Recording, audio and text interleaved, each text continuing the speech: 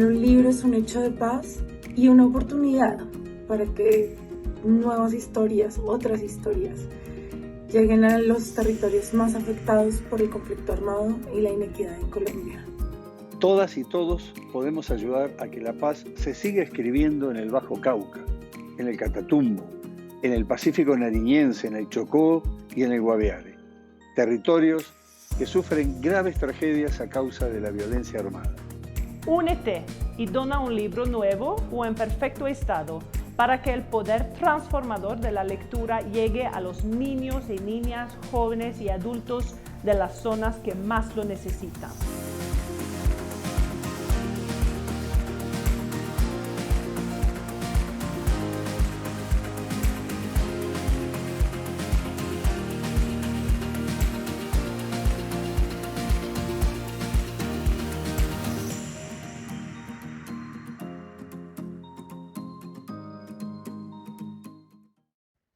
Bienvenidos a la Feria Internacional del Libro de Bogotá. Imaginemos y vivamos juntos esta historia.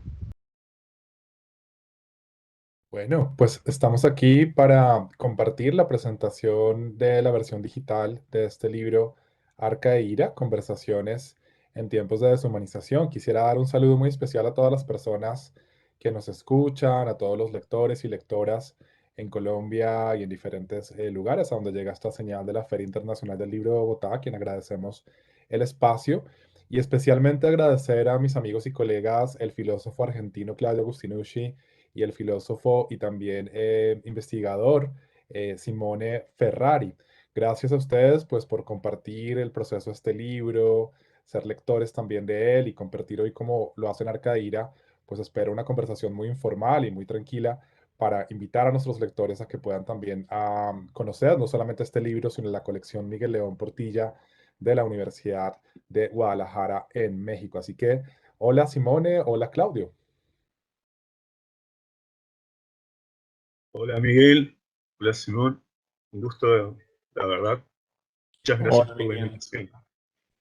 Hola Miguel, hola Claudio, sí, gracias también para permitir participar en este bello evento de un texto tan especial. Bueno, pues muchas gracias. Yo quisiera iniciar hablando de la importancia de por qué estamos haciendo el relanzamiento de este libro un año después. Pues imagínense que con el inicio de la pandemia, justamente el año pasado, no solamente se cerraron muchos comercios, muchos hospitales, muchos lugares donde de alguna manera el acceso quedó restringido, sino que también se cerraron muchos libros que habían salido unos meses antes y que tenían la posibilidad pues de llegar a los lectores, pero que por las dificultades presentadas por las cuarentenas, sus versiones impresas quedaron pues en bodegas y las mismas librerías en México en particular no fueron tampoco los mejores espacios para acudir durante el inicio de las cuarentenas. Hoy en día todavía hay muchas personas que no acceden a las librerías y la Feria Internacional del Libro de Bogotá, pues lo vemos, estamos todavía desde lo remoto. Entonces, por ese motivo, la Universidad de Guadalajara y la editorial como tal decidieron cómo organizar mejor ahora las ediciones de los libros en versión digital. Y bueno, esperamos un año largo y ahora tenemos la edición digital de este libro Arca de Ira, Conversaciones en tiempos de deshumanización, lo cual pues va a facilitar para que las personas que quieran leerlo puedan acceder a él a través de la plataforma de la Universidad de Guadalajara, editorial Universidad de Guadalajara, y ahí el libro ustedes pueden encontrarlo y también lo pueden encontrar por Amazon. Entonces, por ese motivo, dado que un libro sin lectores no es libro, estamos haciendo esta nueva presentación para que ustedes conozcan el libro y la colección Miguel León Portilla. Bueno, iniciemos entonces con Simone, quien ha preparado pues una lectura y también algunos comentarios y vamos a ir conversando un poco sobre el libro, vamos a compartir también un video y probablemente uno de los audios que grabamos con la cantante argentina en su voz de ira, Marcela Gleiser. Simone, adelante, te escuchamos.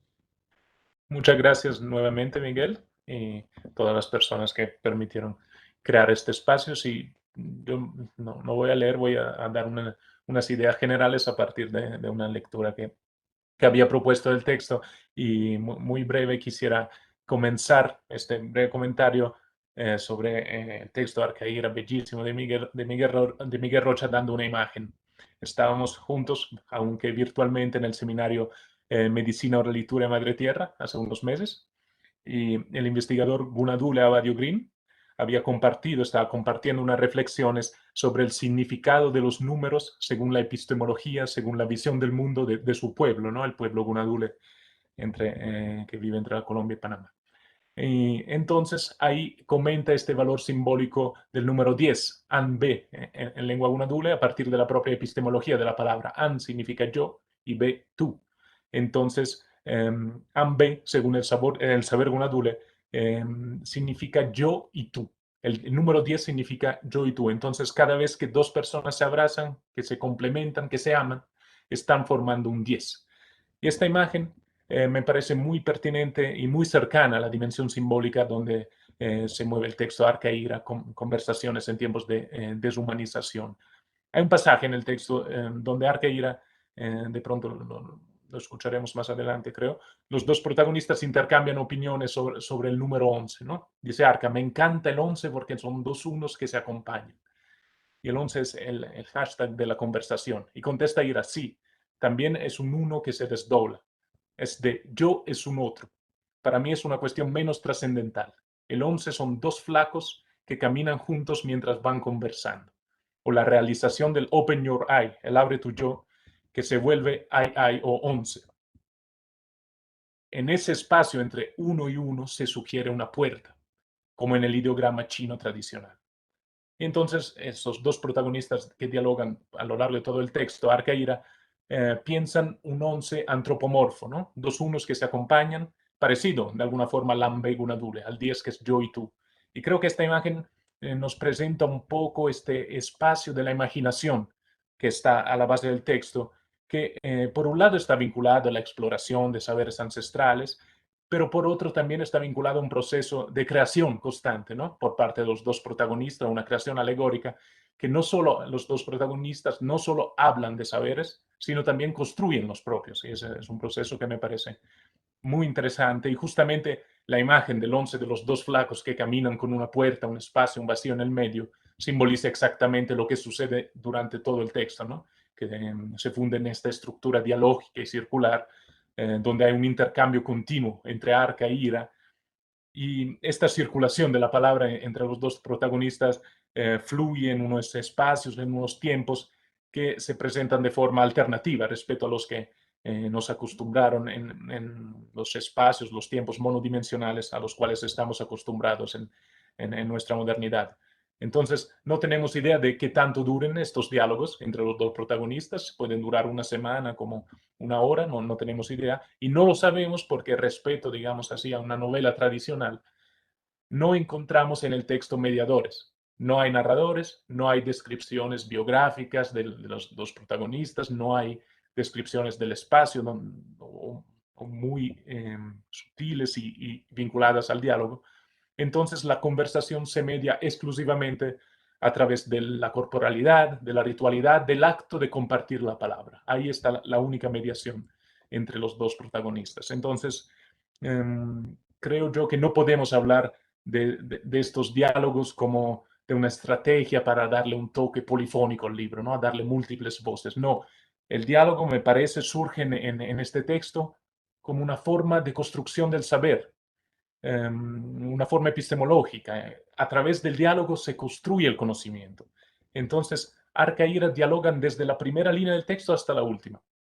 Y entonces construyen un sistema mundo que existe solo en sus palabras que dialogan, en su diálogo. Un mundo que existe solo en este proceso de compartir la palabra y no existe fuera de ello. Entonces, en este espacio se comparten saberes, sentires, que son totalmente libres, digamos, de la voz individual, que es la típica de nuestros tiempos, nuestra forma de acercarnos al saber, por ejemplo, ¿no? Con la lectura solitaria y silenciosa, con la exposición individual de algún profesor, por ejemplo. No, en el texto el saber se construye en un intercambio fluido, que en este caso encuentra una inspiración primaria en los viajes de los protagonistas. Entonces hay de alguna forma, existe de alguna forma una exploración turística en el texto, crítica, pero a partir de ella se reflexiona sobre muchos temas, de temas muy profundos, filosóficos, a temas muy cotidianos, la relación entre hombre y naturaleza, culturas orientales, Y lo más interesante es que se tejen continuamente saberes y culturas de espacios en apariencia muy lejanos, ¿no? De los poetas chinos a los artistas chichimecas, de los cantos tradicionales Kogi, a pensadores también europeos, ¿no? Como Goethe o de América Latina como Rodolfo Cucho o Octavio Paz. Y entonces, por cómo interpreto yo el texto, toda esta centrífuga de estímulos, me parece también una apelación al lector para repensar su forma de acercarse, por ejemplo, al saber indígena, sin encajarlo, sin aislarlo en un espacio-tiempo específico, el del indio permitido, ¿no? Como se suele llamar. Y entonces, como para finalizar, en este marco, creo que se constituye también una crítica a la que es la actitud, alguna forma de actitud académica contemporánea cuando se acerca, ¿no?, al saber indígena desde las que supuestamente son las ciencias humanas, que sin embargo en sus lenguajes no parecen tan humanizadas. Entonces, por ejemplo, cuando se estudia la idea de asamblea andina, ¿no?, de asamblea colectiva, también hay que asumirse a sí mismos como asamblea en un proceso dialógico y no encajarse en este lenguaje científico típico también de las ciencias humanas que queda deshumanizado, frío, con un tono definitivo, ¿no?, que está privado de la confrontación y del diálogo. Y entonces, en todo este proceso me parece que este libro de Miguel Rocha camina pluriversos, ¿no? También lo dice el texto, ¿no? Camina muchos universos y pone a caminar el mundo por medio de este diálogo escrito, que es una modalidad de escritura que evidentemente está muy vinculada con la oralidad, con la música, con el rito, es decir, con los grandes espacios de conservación del saber de los pueblos indígenas. Y entonces, en este marco, creo que Arqueira nos restituye la centralidad del sentir, del percibir voces, o sentipensares, como dicen algunos, y también nos restituye los que son los vacíos de nuestros tiempos. Entonces, cierro con un pequeño diálogo, justo 4 líneas entre Arca e Ira cuando dialogan. Dice Arca, es difícil entender lo del vacío y la liberación. Las traducciones de los conceptos filosóficos y religiosos pueden confundirnos. Entonces necesitamos aún más las historias y metáforas porque no pretenden lo exacto, sino lo similar. Y el silencio redondea el propio discernimiento.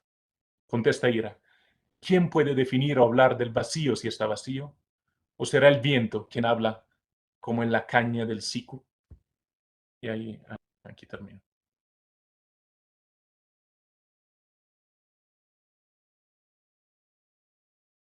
Y dejo la palabra a Claudio, ¿no?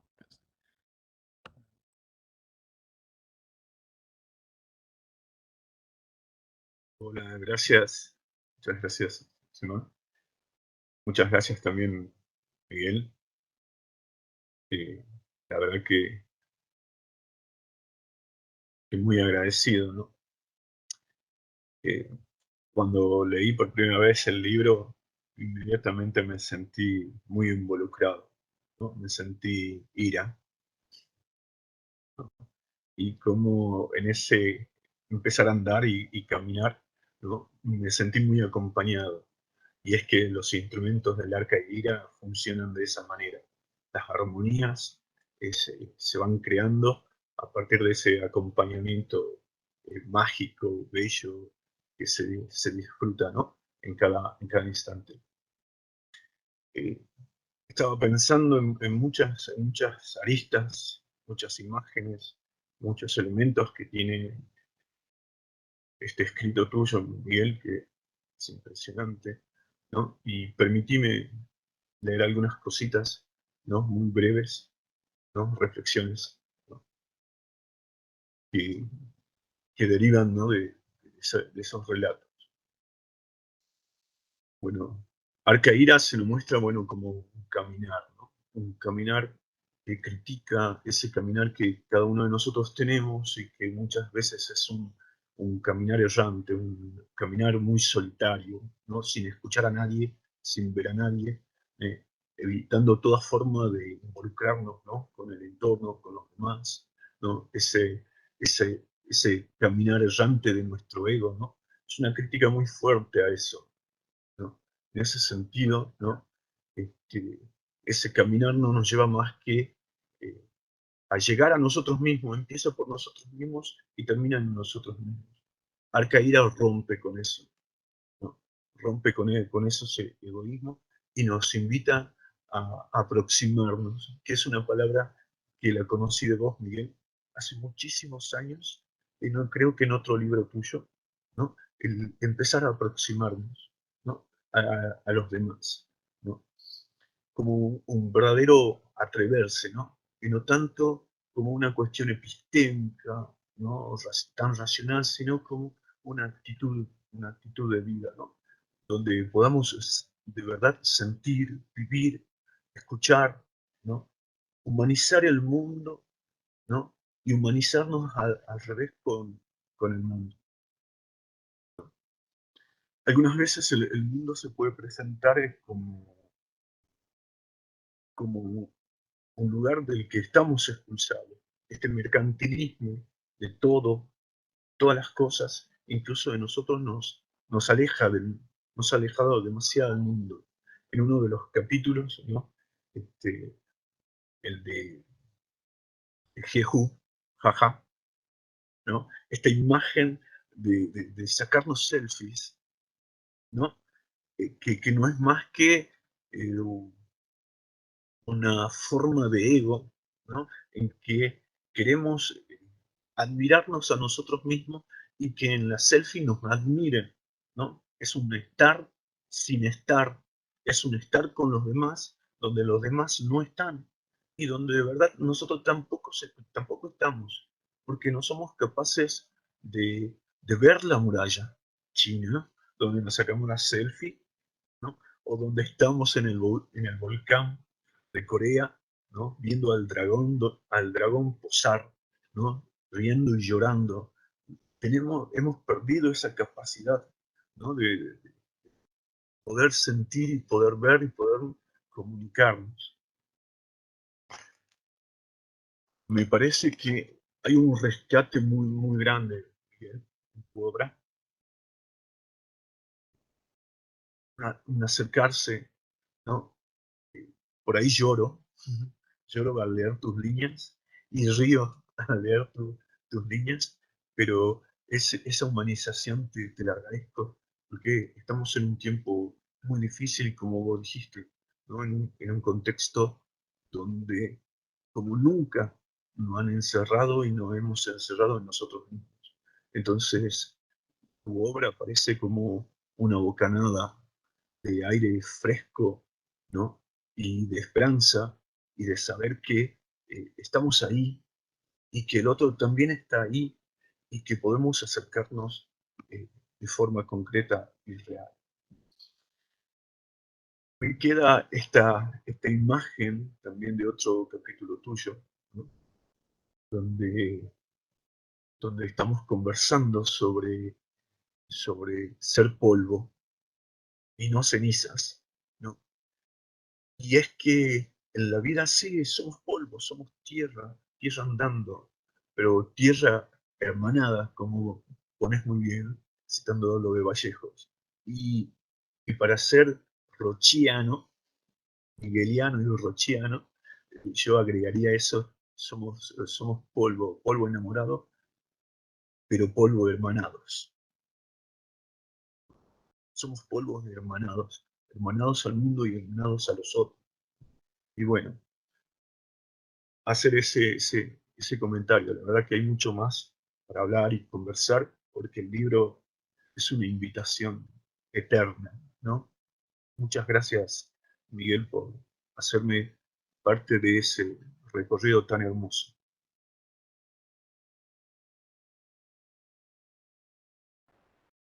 Claudio, a ti, muchas gracias y a ti, Simone, por esos comentarios tan sentidos. Creo que la clave está como en ponernos como arca ir a conversar desde el corazón, ¿no? Y desde la profundidad también de lo que sentimos y pensamos de una manera combinada.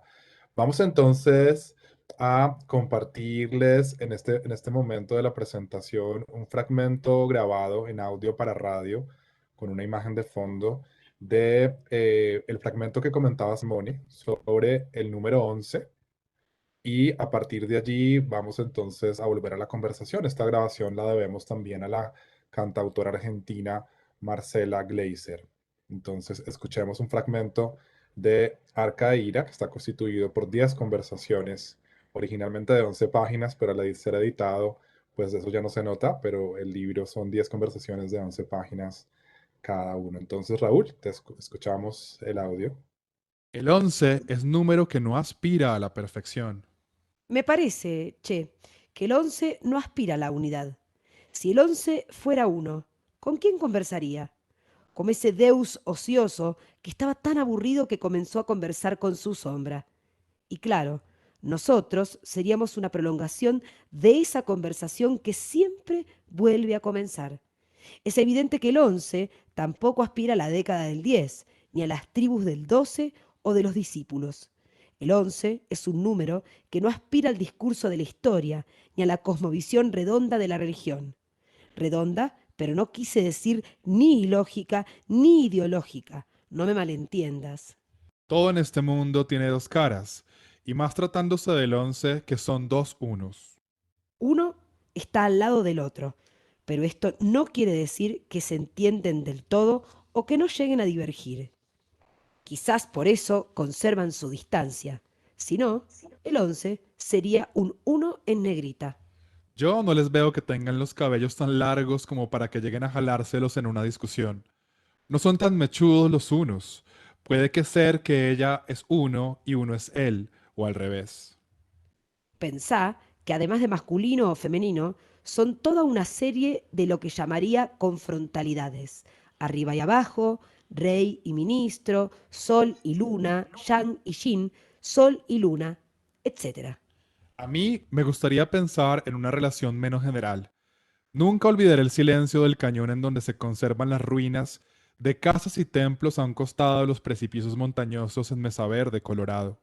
Siempre me ha impactado el silencio inefable que hace el silencio, con su música invisible, sobre todo en lugares que estuvieron habitados por miles de personas.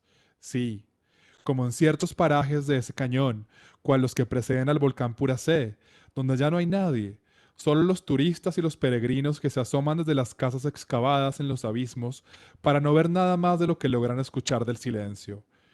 Y si se escucha, ¿será silencio? Sería silencio. Se ríe el silencio. Ser ríe el silencio. También pienso en el silencio en que trabaja el arqueólogo, cuando se encuentra con cientos de vasijas y restos de lo que fue una comunidad cuya forma de vida y de muerte se propone reconstruir con tanta paciencia. Como si fuera un rompecabezas.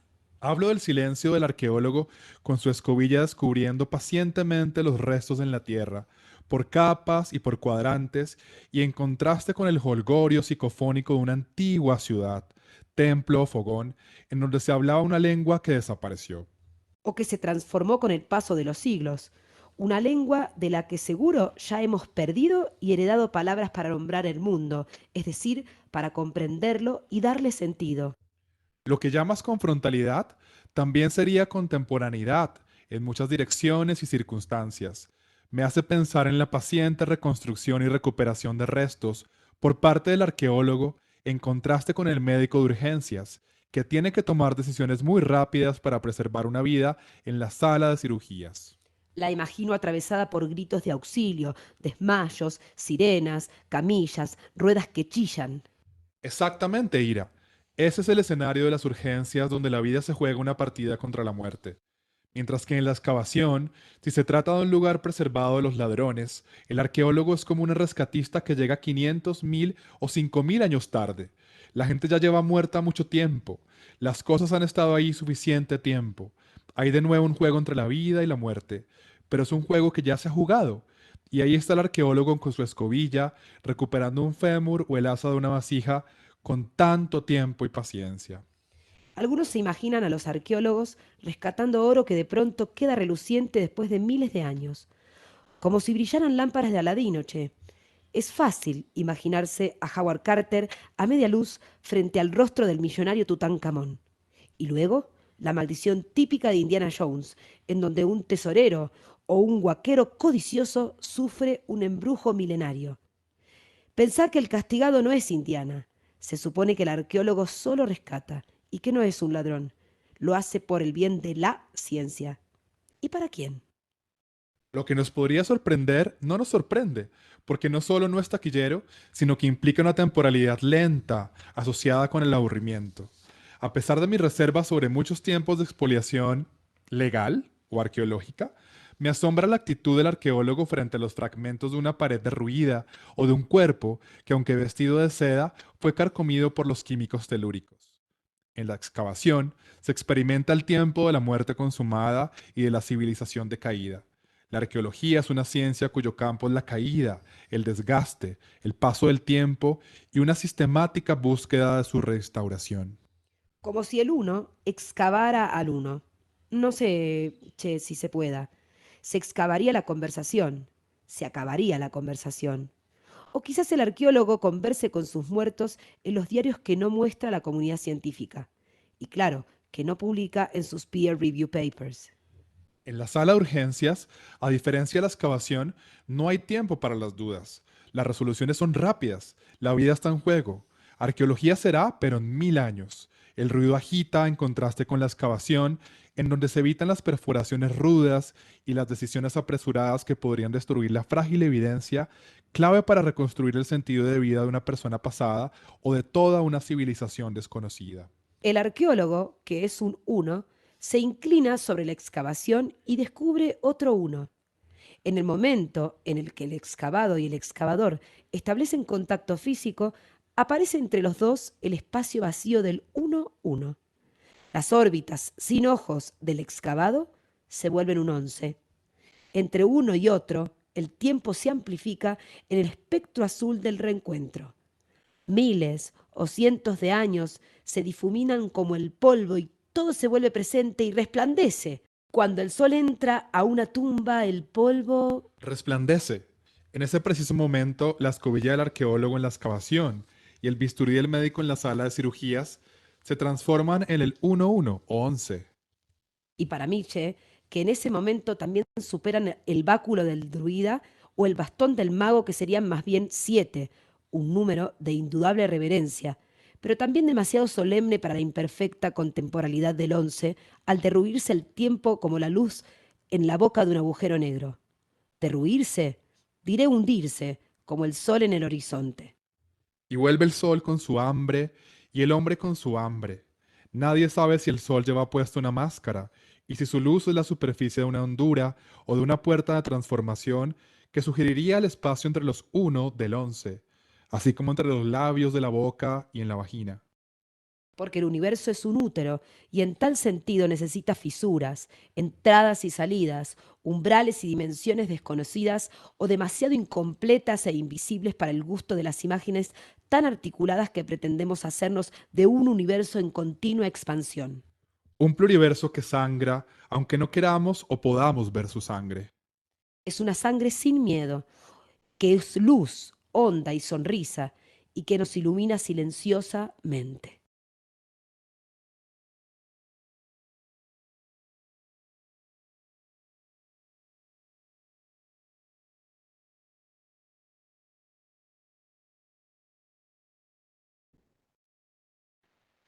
Bueno, este es el fragmento leído gracias a la cantautora argentina Marcela Gleiser. Borges decía y escribía y sobre todo soñaba con un universo como biblioteca. Creo que en Arca de Ira hay un universo como conversación y es un aprendizaje además que viene, por un lado, de la profunda necesidad de, como dice Claudio, humanizarnos a través de la palabra, a través del contacto, a través de la conversación, que en su origen es compartir los versos, ¿no? Decía el poeta Ernesto Cardenal en su introducción a la antología de poesía primitiva, que se soñaba con un paraíso original donde Adán y Eva hablaban en verso, más que estar desnudos. La desnudez la daba la palabra. Y la conversación contiene en su etimología esta idea de que conversamos a través de imágenes, que conversamos a través de metáforas. Probablemente la ciencia nos ha legado como en su mito paradigmático la idea de que podemos construir el mundo a través de conceptos desligados de la imagen.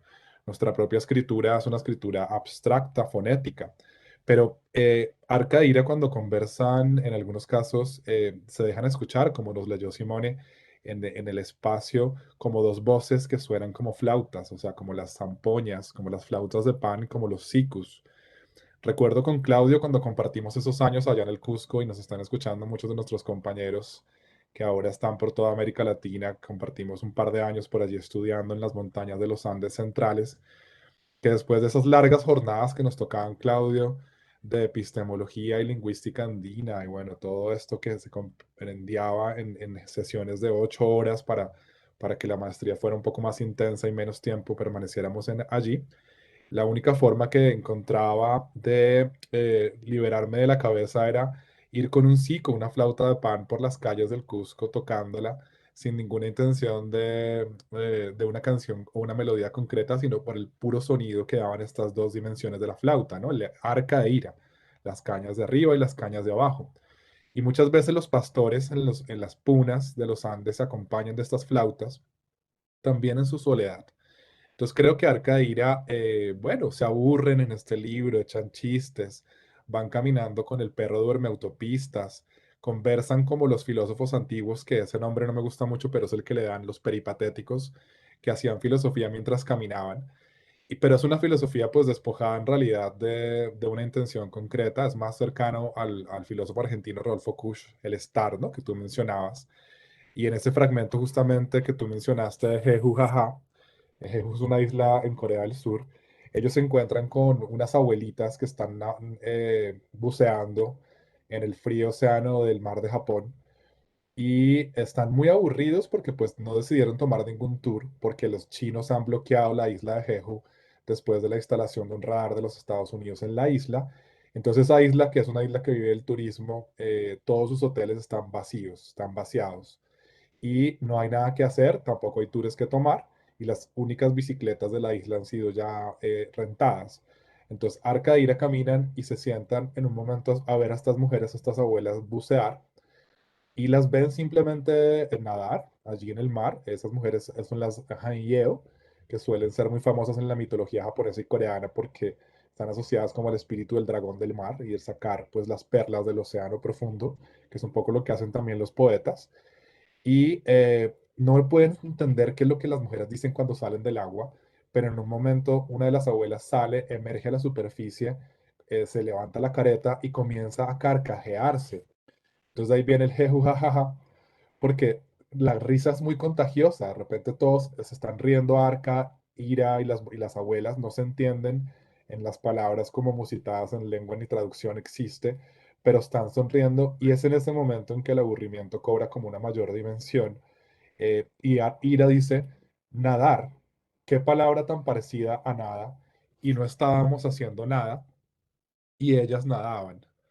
Entonces, pues es parte de esa experiencia simplemente del compartir, por un lado, la amistad, que creo que este es un libro dedicado a la amistad, en tiempos en que uno creería que la desconfianza debería prevalecer en el contacto incluso de una persona con respecto a otra. Nos hemos vuelto en potenciales enemigos biológicos de los otros. Pero aquí, aunque, aclaro, el libro fue escrito mucho antes de la pandemia, fue publicado a finales del 2019 en México, sí hay un llamado a que nos contactemos de una manera más profunda a través de la conversación, es decir, el compartir los versos de la palabra, de las imágenes, del corazonar y del sentir pensar. Entonces, por eso es una respuesta también a Borges, no el universo como biblioteca, donde estamos sumidos en esa experiencia individual de la lectura, sino más bien lo que estamos haciendo gracias a ustedes hoy, Simone y Claudio, que es la conversación. Entonces, los invito a que sigamos conversando. Y en ese capítulo, también una imagen que me pareció fantástica, ¿no? Esas mujeres que se sumergen, esas mujeres buzos, ¿no? Que al contrario de las sirenas que emergen para, para mostrar su belleza, ¿no? Eh, estas mujeres buzos se sumergen en lo profundo, ¿no? Para buscar un poco de alimento, ¿no? Y esa imagen, ¿no? Lo mismo que decíamos recién, ¿no? De la selfie, ¿no? La belleza en el exterior vacío, ¿no? Ese andar vacío, ¿no? que este mundo por ahí nos pone, ¿no? Y la contraposición, ¿no? de sumergirnos en la realidad, sumergirnos en otras formas de vivenciar las cosas, ¿no? Esa imagen, bueno, como tantas otras, me deja pensar en estos tiempos. Otra cosa que también lo que estábamos hablando de reconocernos como, como seres más sencillos, más simples, ¿no? Y que va a contramano de esas ideas también de creer que dominamos el mundo, que lo controlamos, que podemos controlar la naturaleza, ¿no? Y que lamentablemente tanto daño hemos hecho, ¿no? Tantas cosas se desechan, hasta el mundo se ha desechado, y lamentablemente nosotros mismos, como plástico, nos desechamos, ¿no? Pero nos consumimos. Ojalá que se siga compartiendo de distintas maneras, formas de ser más auténticas y más cercanas. Claro, Claudio. Y yo pienso que la deshumanización tiene en Arcadia como dos dimensiones, ¿no? Esto yo lo digo más como releyendo la obra, porque hay algo muy interesante y muy profundo que sucede, a ustedes les debe haber sucedido como filósofos y como investigadores también y como creadores, que hay un momento del desdoblamiento en la creación literaria, ¿no? Ese desdoblamiento puede ser incluso mucho más complejo cuando se escribe una novela o cuando es un cuento, como incluso lo hablaba Cortázar, ¿no? En la teoría del cuento. Entonces, ese desdoblamiento se experimenta cuando se está escribiendo, un poco como el sol a dos voces de Octavio Paz también. Y de un momento a otro, tú ya no sabes, o sea, ya no eres tú mismo el que está escribiendo, ya no eres, no es como ese deseo que decía Simone, como del investigador contemporáneo, del académico, de tener una voz como consolidada, con una línea de argumentación estricta que consolida no solamente una sola voz, sino una sola personalidad y una sola línea teórica, sino que aquí lo que hay es como un deseo también y una intención, una aspiración a poetizar la teoría, como a permitir que la imaginación, de una manera crítica, abra a través del desdoblamiento la reflexión sobre múltiples temas, ¿no? Yo creo que aquí aparecen los temas, pues, universales del amor, de la amistad, de la muerte, del viaje. Creo que la dimensión, por ejemplo, de comparar el polvo con la ceniza, ¿no? Porque nos dicen en el mundo hispano católico el miércoles de ceniza y ese día dicen en polvo eres y en polvo te convertirás, pero es una gran contradicción porque es un llamado el miércoles de ceniza, pero te dicen polvo eres, sin polvo te convertirás. Es como confundir la arena y el barro. No es lo mismo la arena con el barro. Entonces allí viene esta dimensión de, bueno, ¿qué somos? Si somos polvo, somos entonces eso que está allí tenemos que estar limpiados porque estamos allí en los estantes y todo el tiempo nos acumulamos y nos limpian, ¿no? Pero si somos cenizas, somos también cenizas que van al agua y que se transforman en otros cuerpos, y que también son cenizas cósmicas, ¿no? Porque uno habla de que las cenizas van al viento, ¿no? Pero sin embargo, el polvo tiene una dimensión más trascendental cuando decimos que es el polvo cósmico. Todos los astrónomos actuales saben que somos realmente polvo de estrellas. Entonces, ¿en qué medida, cuando hablamos de este verso del poeta español Quevedo que dice, bueno, polvo serás, pero polvo enamorado, ¿en qué medida podemos ser también ese polvo enamorado? ¿En qué medida podemos ser, cuando nos transformamos, no en esa imagen como de la destrucción, ¿no? Un poco en un mundo deshumanizado porque le falta el alma. ¿Por qué no pensar entonces aún desde esa deshumanización que es un polvo enamorado? Y quizás sería más conveniente decir entonces, tierra eres y en tierra te convertirás, pero la tierra que reverdece, pero la tierra que para donde vamos y vemos crece, en cada palmo de tierra hay millones de formas de vida. Entonces, si logramos como reentendernos en esa organicidad de la vida, en esa reorganicidad de la tierra, también podemos a través de nuestra filosofía, nuestra literatura y de nuestros desdoblamientos a través de la conversación y de la amistad, creo como entrar en una dimensión mucho más trascendente, que se necesita en un mundo que se ha deshumanizado en la medida en que ha perdido el alma. Entonces creo que eso es un poco, también un poco el trasfondo, ahora que yo releo también el libro, de este desdoblamiento de Arca, que es un músico, e Ira, que es también una persona que va como viajero, como recorriendo el mundo, y finalmente se encuentran y van conversando de una manera pues descomplicada sobre la vida, pero en realidad son las cañas del siku que se escuchan sonar a lo lejos.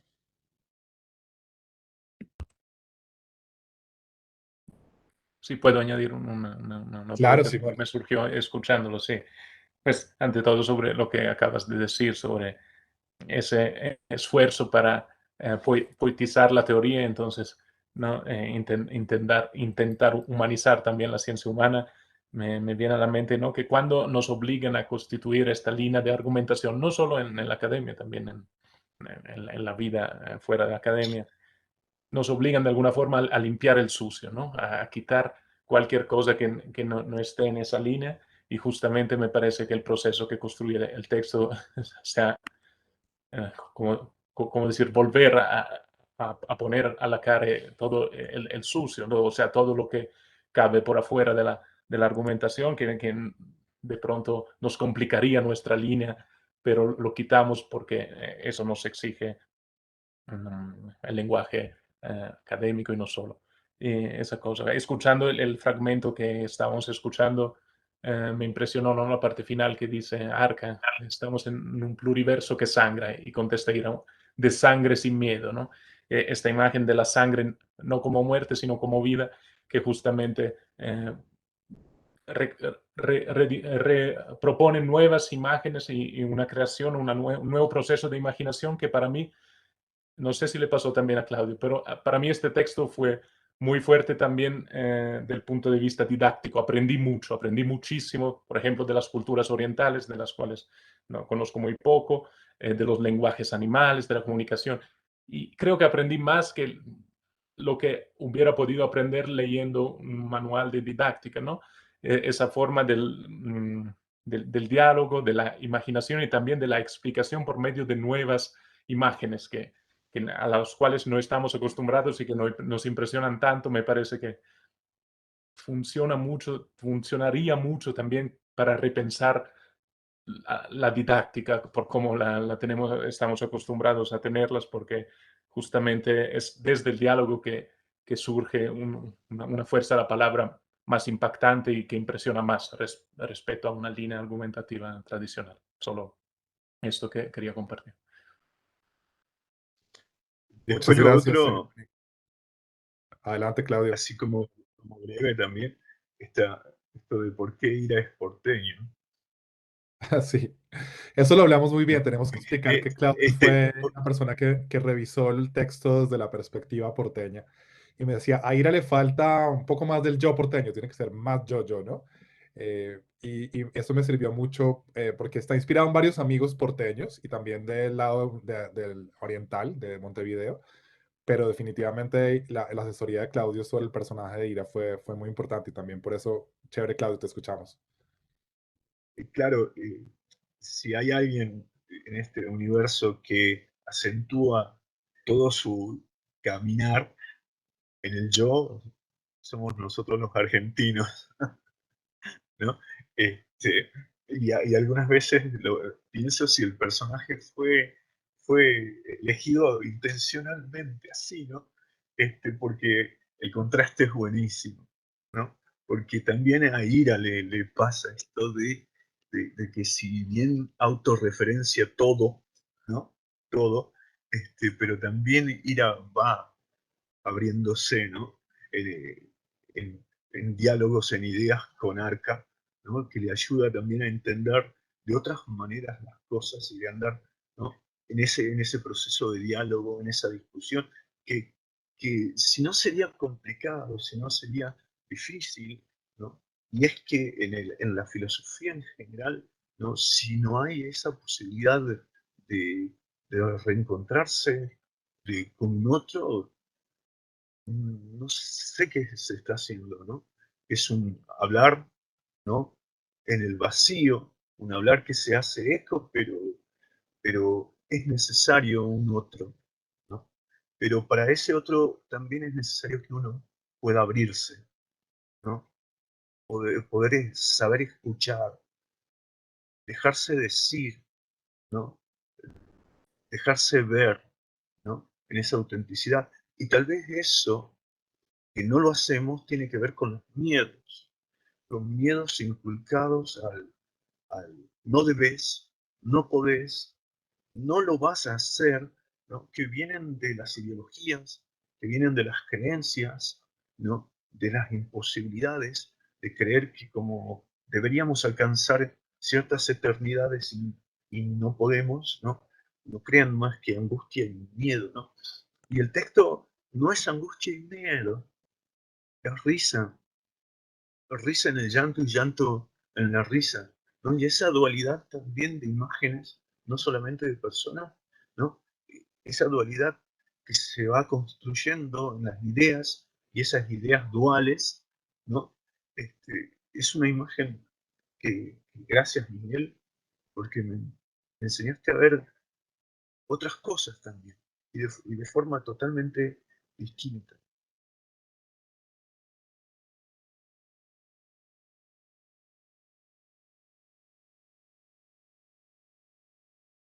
Cuando visitamos con mi esposa los bosques de lluvia en el Pacífico costarricense, tuvimos la fortuna indecible de ver al quetzal libre 2 veces. Contame, Arca. Cuando se va llegando a las cimas en donde se levantan los bosques de lluvia, los vientos de principios de año te refrescan y te van otorgando incontables bendiciones gracias al rocío de nubes que se desvanecen sobre tu piel por puro placer. Querrás decir que llovía. No exactamente. Eran más bien chubascos, permanentes chubascos, que nos parecían interminables, diminutas caricias. Como esas hojas que el jardinero riega con su mejor agua, la que el sabio escoge para su té. Para contemplar el quetzal no fue necesario pensar, ni siquiera desear verlo fervientemente, tan solo considerar en silencio que nos gustaría verlo como la primera vez, una semana antes, cuando le tomamos algunas fotografías en el bosque. Contame un poco más sobre el quetzal. El quetzal vive en los bosques húmedos cerca de los árboles de aguacate, cuya carne verde y dulce constituye más de la mitad de su dieta. Cuando entramos en la reserva forestal, un guía nos indicó un camino, pero la intuición nos dijo que fuéramos en sentido inverso. Cuando doblamos en el sendero nos encontramos con una pareja de italianos y un ornitólogo local. Nos hicieron señas para que nos aproximáramos en silencio. Luego, nos compartieron amablemente el lente del telescopio a través del cual observaban un quetzal sumergido en el oleaje de las ramas frondosas, mientras las largas plumas de su cola se balanceaban como las manecillas del reloj más preciso y precioso del mundo. Mira, llevo la imagen conmigo. La fotografía que me mostrás parece proyectada sobre el escenario de un teatro de sombras. Me hace soñar con las sombras. Espero que las manos del artista aprendan la lección de los sueños. Los pájaros son sus manos, y sus manos, pájaros que cantan al despertar. El quetzal no solo es un ave, es un ideal de belleza. Pel, sal. Llamamos ave al quetzal porque esa es la palabra que hemos aprendido y la clasificación mediante la cual podemos asimilar su existencia. Pero ni la palabra, ni mucho menos la taxonomía, son capaces de explicar la atracción que ejerce el quetzal sobre nosotros. Tampoco podemos explicar por qué usamos la palabra che, hasta que entendemos qué significa gente, o como en Mapudungún, gente de la tierra, gente con la tierra, gente tierra. Es que el quetzal ideal es en cierta forma un espejo de nosotros mismos. Quien es capaz de matar al quetzal para quitarle las plumas, no solo traiciona al ideal, sino que se deforma a través de la negación del mismo, pues lo que le arranca al quetzal, se lo arranca a sí mismo. En un poema de Netzahualcoyotl, la pluma del quetzal es una de las expresiones más sublimes de la belleza en esta tierra, y, sin embargo, tarde o temprano se desgarrará, como el cuerpo. La pluma del quetzal es una metáfora de la transitoriedad, inclusive de lo más hermoso y aparentemente más real. El poeta no puede aferrarse a nada, todo lo tendrá que dejar, y tan solo dejará sus cantos, sus flores, sus preguntas e imágenes poéticas. De manera semejante como toda ave, es difícil que el quetzal permanezca inmóvil por mucho tiempo sobre la misma rama. Las aves nos enseñan sobre la impermanencia. San Francisco de Asís las comparó con los pensamientos. volátiles, móviles y cambiantes por naturaleza. Sí, las aves nos enseñan sobre la impermanencia. Por momentos, la hembra quetzal se queda tan quieta y su mirada es tan fija que es imposible distinguirla de la totalidad del árbol. Resulta fascinante el contraste entre su quietud y el oleaje de las extremidades. El macho suele exhibir las dos largas plumas de la luenga cola. Esas plumas gemelas marcan la hora del paraíso del que nadie nos ha expulsado. Son las manecillas del eterno presente. Y aquí estamos hablando ahora, en presente, desde la belleza. Como bien sabe Duerme Autopistas, que le bate su cola a flores sobre las que no se atrevería a orinar. Che, ese pecho rojo del quetzal, aunque no lo he visto, y quizá porque no lo he visto, me hace pensar en un corazón grande. También me imagino el pecho del héroe que se ofrece a la muerte para salvar a su pueblo, como lo soñaba José Martí, hasta que él mismo se encontró en el campo de batalla con la otra mitad de su ideal, y cayó, dicen, debido a 3 disparos. Y sin embargo, el quetzal posee una cabeza pequeña y un pico moderado que no detenta la agresividad de aves grandes como el águila o pequeñas como el colibrí.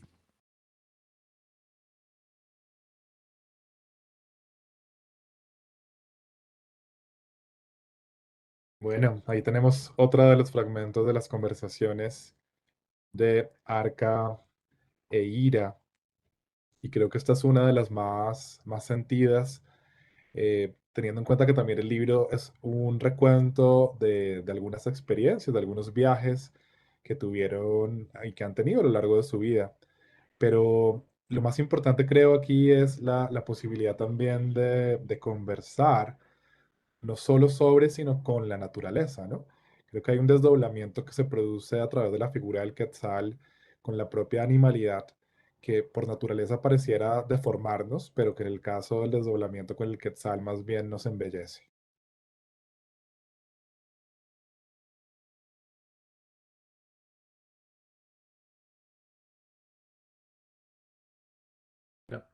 Lo que me ha llamado la atención es que tanto en este pasaje como en otros pasajes del texto, Arqueiro se concentran en el lenguaje no humano, no solo hacia lo humano. O sea, no es que todos los animales hablen solo con nosotros o que seamos nosotros el centro de la discusión, sino también, por ejemplo, reflexionando sobre cómo para los Kogi los pájaros hablan con la tierra, ¿no? Entonces mirar también eh, sin necesidad de ponerse al centro de la perspectiva dialógica como humanos, esos diálogos entre otros elementos de la naturaleza que no necesariamente tienen que filtrarse por nuestro lenguaje, también son lenguajes que nosotros no podemos entender.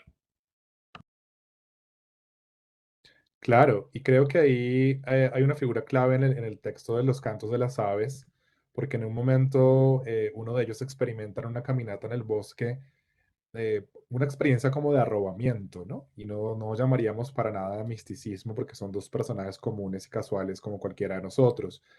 Pero hay un momento en el cual el canto de las aves desborda la sensibilidad de uno de ellos y termina como convirtiéndose en una sonoridad que eh, desenvuelve como los sueños que están enredados en el ombligo, ¿no? Porque esa mañana había quedado un sueño en el ombligo, es decir, como que recordaba una parte, pero la otra parte no la recordaba. A veces nos pasa que tenemos como una sensación más que una imagen del sueño que tuvimos. Y cuando está en la caminata en el bosque y escucha el sonido de unas aves en particular, el sueño se desenvuelve y la cabeza se cae. Pues metafóricamente, la cabeza deja de estar en el centro, el ombligo ocupa el centro de la sensación y de la memoria. Y allí entonces la conversación es mucho más profunda porque no implica para nada antropomorfizar a las aves, que las aves allí nos estén dando como un discurso, como en el famoso poema de Atar, el místico sufi, sino que más bien esa sensibilidad que abre el canto de las aves en el caminar por el bosque permite que la experiencia interior fluya de una manera más plena, más orgánica, y por eso la conversación también es con uno mismo, ¿no? Si no hay conversación con sí mismo, como en el poema de Acabal, que también está citado mucho en el texto, o los poemas de Tagore, esta mañana que salí a caminar y que no me encontraba a mí mismo, y se sienta el poeta y a sus pies hojas, solo hojas, ¿no? Entonces, esa experiencia del silencio y la contemplación. Probablemente el silencio no pueda ser pleno en un libro con tantas palabras, pero la experiencia del lector es la que complementa esa posibilidad del silencio. ¿Cómo lo sentiste tú, Claudio, desde la lectura? ¿Había posibilidad de ensoñar? O sea, muchas veces nos enseñan que tenemos que leer siguiendo el texto, pero a mí me pasa con ciertos poemas y con ciertos textos que uno puede, de repente uno está leyendo y se va, y como que comienza a ensoñar más allá de lo que el libro dice. ¿Cómo te fue a ti con esa lectura? No, es un caminar y un detenerse, ¿no? Porque cada imagen, cada cosa, cada paso era una invitación eh, a pensar, ¿no? A razonar, a sentir, ¿no? A poder ver, ¿no? Cada instante. No es un libro que podés leer de corrido, no, no, no. Tenés que hacerlo pausado y disfrutar, ¿no? Como disfrutás el caminar, el ir, el ver los paisajes, el sentir los pájaros, ¿no? El ver a la gente en, en su vida cotidiana, tiene esa dinámica hermosa de la pausa también, ¿no? De invitar a detenerse, quedarse un momento, ¿no? Y dejarse sentir, dejarse hacerse mundo, ¿no? Sentirse uno parte de ese mundo.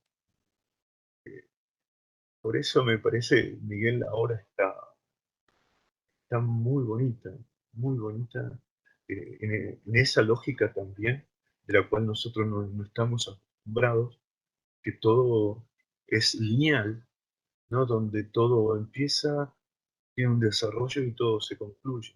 Acá no, es una constante, ¿no? Es una constante que no termina, pero tampoco cansa, porque se queda sentado, observando, así como sentado haciendo nada, para ver a las abuelas, ¿no? Sumergirse, Sí. que hablábamos hace un rato, ¿no? Es una invitación también a quedarse, a hacer silencio, a no hacer nada. Y eso no es pecaminoso, no es pecaminoso, ¿no? Es, es- es sentir la vida y dejar que la vida te sienta, ¿no? Es humanizarte en el mundo. Y cada, cada imagen, cada lugar, lo que sí te lleva de un lado al otro, ¿no? Te lleva de un lugar, ¿no? Esa dinámica también de ir de Oriente a Occidente, pasar un rato por Europa, ¿no? Volver a Latinoamérica, ¿no? A las calles, ¿no? Del Cusco, ¿no? Y eso también está muy interesante. Claro, un poco también para que la poesía es la que nos va conduciendo, Jay, ¿no? Porque recordemos que este libro está publicado en la colección Miguel León Portilla de Literaturas en Lenguas Originarias y no está escrito en una lengua originaria, está escrito en el español que es también una lengua indígena en la medida en que ha arraigado en estos territorios ya por muchos siglos, ¿no? Entonces la poesía nos va como conduciendo y nos va conectando. Allí está Tagore, está Chuang Tse, está Li Po, está Cabal, está César Vallejo, está José María Arguedas, la Violeta Parra. Y yo creo que con esas voces se van entretejiendo las conversaciones también como una forma de procesar, ¿no? Muchos viajes, muchas lecturas, muchos momentos como de intercambio y de lectura silenciosa y por eso cuando me invitan a esta presentación, yo digo, no, tiene que ser una presentación con los lectores, con los amigos. Primero con los amigos porque es un libro de la amistad. Y segundo desde la conversación porque no es un libro monológico, sino es un libro dialógico que ojalá genere más conversaciones. Y bueno, además de eso, el mate, ¿no? El mate que es un aprendizaje muy bonito con ustedes allá en Argentina y en Uruguay y en Chile, porque ustedes nos enseñan y además es una tradición de origen guaraní la importancia de la conversación a través del compartir el mate.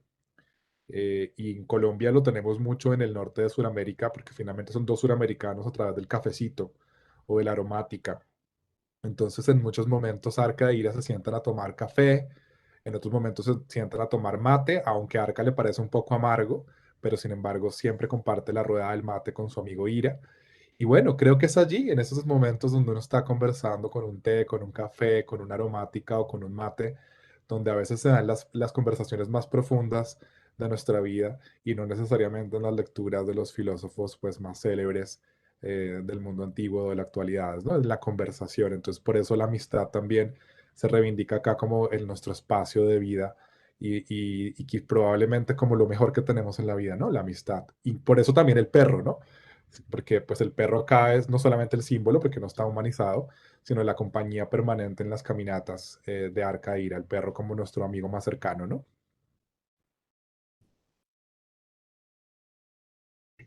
Bueno, entonces nos despedimos. Muchísimas gracias, Claudio, desde la Argentina. Muchísimas gracias, Simone, espiritualmente desde Italia, pero también acá en Colombia, por toda la relación tan bonita que tiene Simone con Colombia. Y pues muchísimas gracias a Raúl, que nos ha acompañado también acá silenciosamente en la creación de este espacio de conversación. Les agradecemos pues muchísimo. No sé si Claudio, Simone, quieren ustedes también dar una última palabra antes de cerrar con nuestro video de despedida. Sí, también agradecerte mucho, Miguel, y de verdad aconsejar a todos de corazón que lean este libro porque es una experiencia muy bonita, muy humana, de aprendizaje, también de reflexión y de eso, pensar desde el sentir, ¿no? Como se dice acá en Colombia. Entonces, gracias nuevamente y también a Claudio por compartir sus reflexiones. Bueno, también agradecerte, Simón, especialmente también Miguel, ¿no? Creo que el libro va a viajar hermoso, ¿no?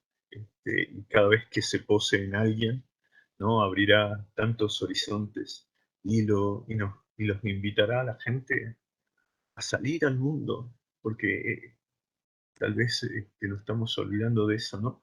Y es una tarjeta de entrada, el libro, ¿no? Una entrada a un nuevo lugar, a un nuevo espacio, a una nueva forma de ser. Y eso es lo que tiene de hermoso y poético tu libro, Miguel. De verdad, muchísimas gracias por hacernos parte, ¿no? De, de verdad, de mucho corazón. Que sigan sonando las cañas del Sicu.